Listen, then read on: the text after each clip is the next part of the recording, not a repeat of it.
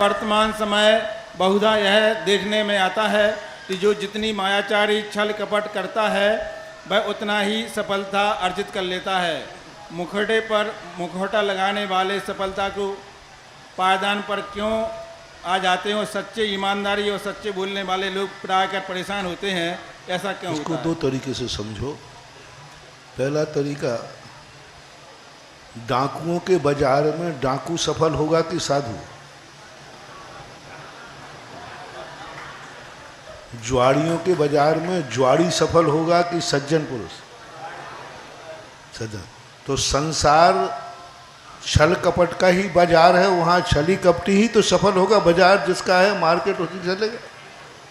साधु संतों के लिए, सज्जन पुरुषों के लिए संसार है ही नहीं। यदि साधु और सज्जन पुरुषों के लिए संसार होता तो हम लोग इस संसार छोड़ करके मोक्ष की यात्रा नहीं करते। या संसार विषय सुख होता, तीर्थंकर क्यों त्यागे। संसार छल प्रपंच का स्थान है, तो यहाँ छली और प्रपंचियों के लिए ही ये संसार बनाया गया। यदि आपको ऐसा लगता है कि हम छली प्रपंची नहीं हैं, तो कृपया करके जल्दी जल्दी इस संसार को छोड़ने के लिए अपना बिस्तर बोरिया बांध लीजिए, क्योंकि संसार तो संसार के हिसाब से ही चलेगा। तुम संसार को बदलना चाहो तो ये बदलने वाला नहीं है। दूसरी बात, आज वो छली कपटी सफल क्यों हो रहा है? उसका पुण्य का उदय है, उसने पुण्य कमाया है। क्योंकि बिना पुण्य कर्म के उदय से कोई छली कपटी सफल नहीं होता। डाकू भी यदि डाका डालने में सफल हो रहा है तो उसका कोई पुण्य है। पाप कर्म का उदय हुआ तो पकड़ा जाएगा, पुण्य कर्म का उदय है इसलिए वो पकड़ा। और आपने अतीत में इतने पाप किए हैं कि आज आप सत्यवादी धर्मात्मा बन गए हैं। आपका अतीत उठाया जाए और जो सफल हो रहा है उसका अतीत उठाया जाए तो तुम निकृष्ट थे, वो उत्कृष्ट था। तुम्हारा अतीत को देखो, तुम्हारा कितना गंदा था कि आज तुम हर कार्य में विफल हो रहे हो। हर कार्य में विफल हो रहे, धंधा करते हो उसमें विफल हो रहे।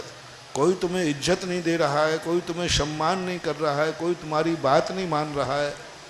तो वर्तमान में भले आप धर्मात्मा बन गए हैं, लेकिन अतीत में आपने बहुत खोटे कर्म किए हैं, इसलिए आपको सफलता नहीं मिल रही। और जो बेईमान व्यक्ति आज सफल हो रहा है, वो अतीत में उसने बहुत अच्छे काम किए हैं, बहुत अच्छे काम किए, इसलिए वो सफल हो रहा है। वर्तमान को ही मत देखो।